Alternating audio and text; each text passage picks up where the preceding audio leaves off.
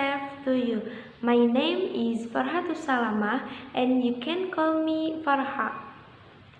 Now, today, we are going to learn about present continuous with me.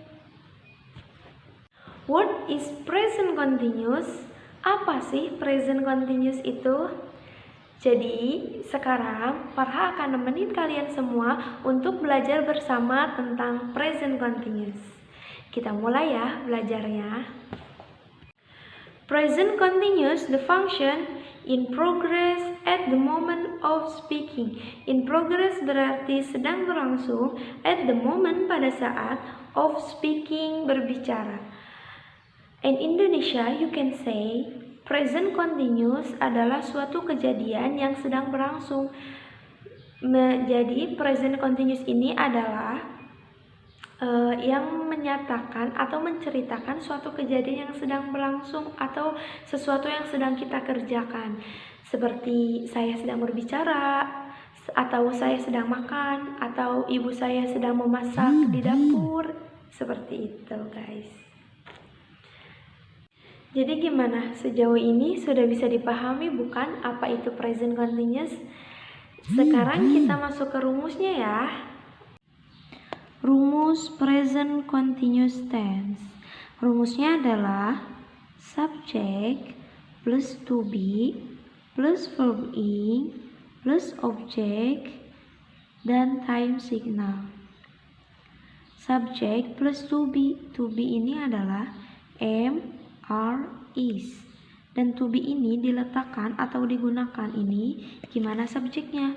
Kalau subjeknya I, maka to be-nya am. Kalau subjeknya you, we, they, maka to be-nya are. Kalau subjeknya he, she, it, maka to be-nya is. Lalu kita tambahkan verb ing. Verb ing ini ialah kata kerja yang ditambahkan dengan ing.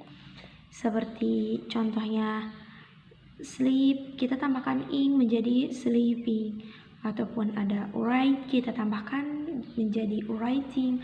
Ataupun ada cooking dan lain sebagainya. Lalu objek dan kita tambahkan time signal. Time signal ini ditambahkan supaya waktunya itu lebih jelas kapannya. Sekarang kita masuk ke contoh kalimatnya ya teman-teman. Untuk kalimat positif, I am reading book now. I ini sebagai subjek, am sebagai to be, reading sebagai verb ing, book sebagai objek, dan now sebagai time signal.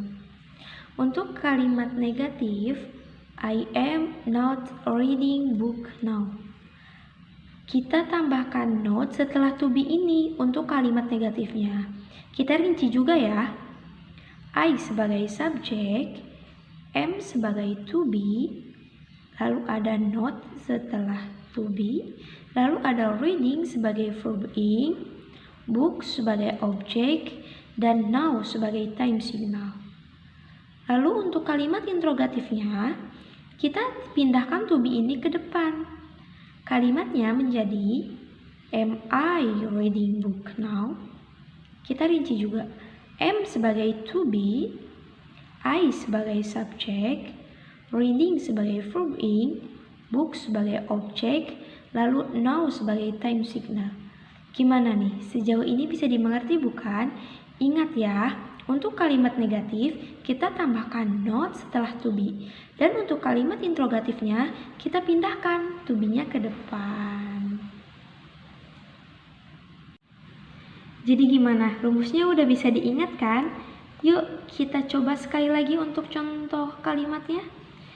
Untuk kalimat positif, I am reading book now. Dan untuk kalimat negatifnya, I am not reading book now. Dan jika menjadi kalimat interrogatif, am I reading book now? I ini sebagai subjek, am sebagai to be, reading sebagai verb ing, book sebagai objek, now sebagai time signal. Lalu untuk kalimat negatif, I sebagai subjek, am sebagai to be, ada not setelah to be ini, lalu reading sebagai verb ing, books sebagai objek, dan now sebagai time signal. Dan jika kalimat interrogatifnya adalah to be-nya di depan, am sebagai to be, I sebagai subjek, reading sebagai verb in, book sebagai objek, dan now sebagai time signal. Jadi gimana nih? Pasti kalian semua udah paham bukan apa itu present continuous? Semoga kalian semua bisa memahaminya dengan baik, dan maaf jika banyak kata-kata yang salah. Semoga bermanfaat dan semangat belajar terus teman-teman. Thank you so much for today because the time is over. See you next time and the lesson. Bye-bye.